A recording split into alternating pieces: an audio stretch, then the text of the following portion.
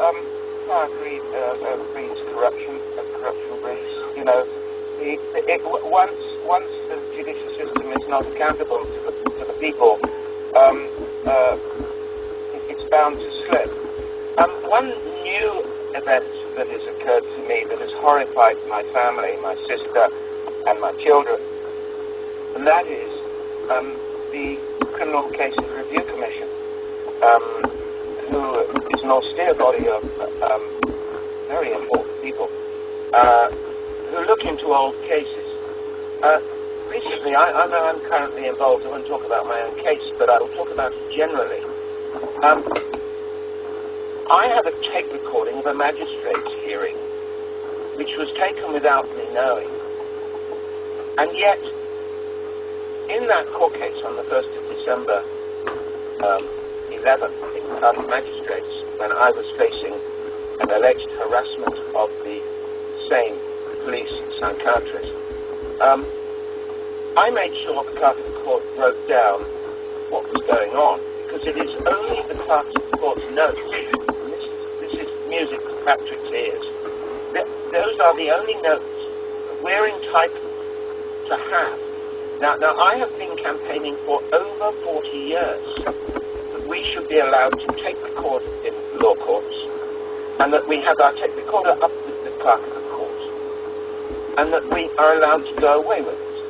And of course, in this day and age, we should be allowed to go away with a CD of the oral hearing at the end of each day. Remember, the lawyers have free access to the transcripts and the tapes of our law courts. I cannot find lawyers who will act for me, and especially in prison, and locked behind the glass bullet cabinet goldfish bowl that they put prisoners in now. When you're acting for yourself, and with my bad hearing, my last jury trial, for example, I heard precious little. It was all sort of sign language. But in some of our advanced countries who have inherited our original Magna Carta principles, have progressed and have put us to shame. And if you are a litigant in person, like I am, not out of choice, I cannot find lawyers who will act for me on numerous matters that are so simple that they require a legal brain to not clog up the courts. What I fear now is more and more people like myself are having to conduct their own cases, even the most minor ones, and it takes up court time. And the patience of judges I have found quite amazing. But that's why they're judges. They have a streak of amazingness that makes them eligible to be judges. But their time is running out. They don't have the time in the day now to cope with the breakdown of a defendant in a minor magistrate's case, or in my case, High Court or judicial reviews in London, to deal with ineloquent language and incompetence of somebody who knows he's right, but can't get his case across. In this case, let me just finish. This case with the the Criminal Cases Review Commission, they, for example, admit that they have acquired the clerk of the court's notes in my particular case, the harassment conviction, where I'm supposed to have been given a restraining order, which of course I wasn't, because I wasn't in court, and I'd never been given one, on the 1st of December, when they said they came to the cells. But of course all this is written in the court's records, that we are not allowed to have them. I've had them in the past when they think they're politically non-sensitive, but the minute they identify danger for the Crown Prosecutor, the clerk of the court, the district judge, the usher, a policeman who gave evidence, you and me are denied public court records. fundamental thing that Patrick is very, very passionate about. And the fun we've had in my course, trying to get permission for even a friend in the gallery to make notes. In my machine gun case, my son was there, 2 sons were there, and my daughter was there early on in an earlier hearing. But they were rebuked by significantly important judges for daring to take pen and paper to write down what they were saying about their father. You know, what Morris has described is just rubber stamped. That these cult members are running the prisons, all the public service. It seems like they can bypass all laws. They're going way above all morals and decency. And they have absolutely no regard for family life, for, the fact that you've got a great man and they're a very highly educated veterinary surgeon. I mean, you're the top of the top in education. I mean, I'm myself a pharmacist, but I'm a whistleblower pharmacist who's been struck off because I found out the truth about how they covered up the overdoses on my niece's death. Yes, they do pick the best and they do the worst to the best, and that's the problem, and I just want some feedback on that from Morris. I have gone out of my way to make sure I speak on your program for one reason, and that is I want to support those in the prison service who have gone out of their way to help young prisoners. I am on this program to speak on behalf of those within the law courts, and I also include lawyers who know things are wrong and try quietly to restore the standards we had 30 years ago. But they are up against it, and as I started, I am still waiting to see a band of members of Parliament and a band of judges, civil, criminal, magistrates. I met a few in Swansea Prison who are of the material that will make a stand because they're doing it quietly because they can't do it publicly. I speak publicly and I publish publicly. My websites publish exactly what's going on. But I am who I am. Those people working for government are in a very difficult position. But one of the good things about me reaching my 70th birthday, I have acquired one of those benefits our judges have, and that is sussing out a person in front of you who is in a law court, for example, being questioned or is asking for help. I can now suss out the veracity, the truth, the honesty of a person that I could never have done at the age of 30. So I still live in hope, and I still believe that we must maintain our jury service, even though I know that they're being influenced.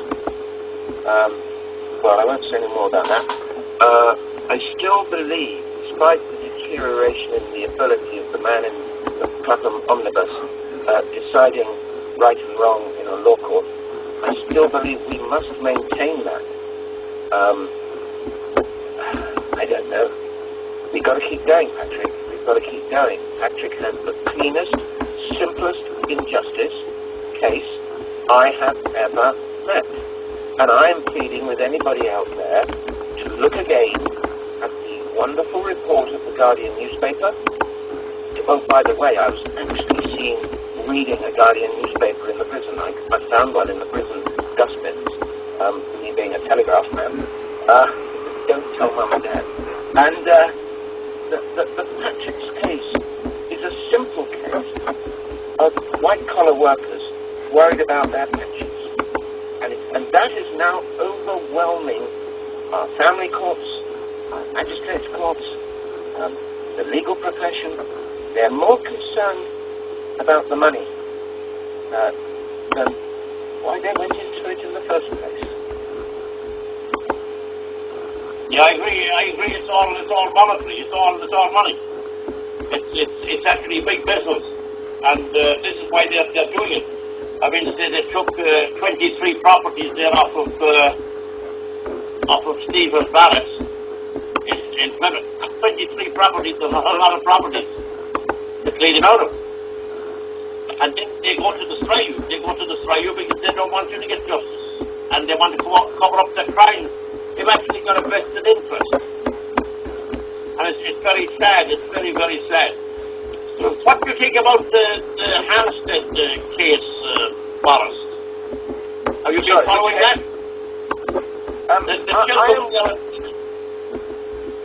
The Hampstead? Yeah, the children, you know, Hampstead? Yes. Patrick, I have to tell you that I can't do it anymore. I'm mentally fatigued. I found that during the machine gun trial, how I managed to get to the end of it, and that was in 2010. I have no longer got the ability to read documents and assimilate facts like when you last knew me.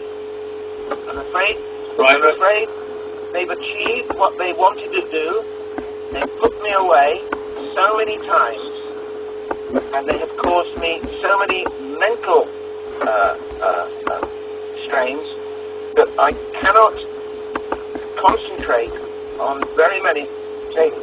And I'm still recovering from a horrific prison sentence where the prison officers went out of their way saying that the persecution I was getting, I should have been in Long Lartin high security prison by the way that the police were controlling Swansea prison. You see, in South Wales, prisons and the law courts are controlled by the South Wales police. I am sure that does not happen in Bristol and in Somerset, where I come from. But they're shortly to have their own judiciary in Wales. They're shortly to have their own police force. And may I say with reverence, God help the local people, because they do not know what is just round the corner for them. You name it, I've done it, I've been there. I bought the T-shirt, seen the movie. I will not discuss a case unless I'm familiar with it. And as with the music case, I made a point of travelling to London to listen to the medical evidence that they had doped one of the children for go to sleep, and they got 7 years for it, and that was a disgraceful cover-up to protect the Haringey Council. All they needed to do was to put them all on an aeroplane and ship them out. But I cannot talk about a case I am not up to speed on. Sadly, in the Mesa case, Mum and Dad back in Nigeria, and the children, you know, where they are, and our heart goes out to Gloria. I think it's Gloria, but anyway, the Mesa family. Yes, but I was arrested for attempting to fly the children back in my two-seat Piper Cub wartime D-Day landing aircraft. I was locked up and sectioned under the Mental Health Act by Tottenham Police, and they took me to the courts, Haringey magistrates, and they applied for me to be sectioned under 136 of the 83 Act, to be locked away in St Anne's psychiatric prison, we call it a hospital.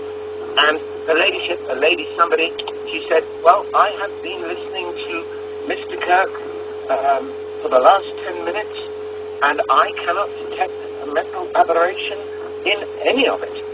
I will dismiss this application. Mr. Kirk, you will kindly stay locked up for 2 hours, because that is the law, and if they wish to appeal it, to go to Crown Court, and if they don't, you will be released in 2 hours. Now, that was the music case, totally fabricated, based on the evidence over the phone from the South Wales police. Lock him up for anything. Lock him up for anything.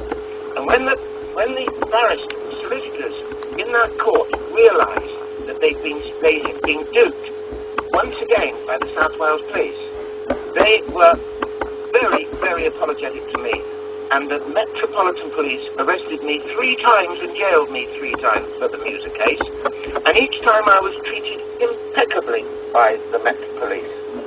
You know, food, cake and tea and apologies once they realised that it had been a stitch-up based on phone calls from the South Wales Police. Every time. I'm sorry, I'm starting to get a little emotional. I'm very pleased that the programme has come to an end.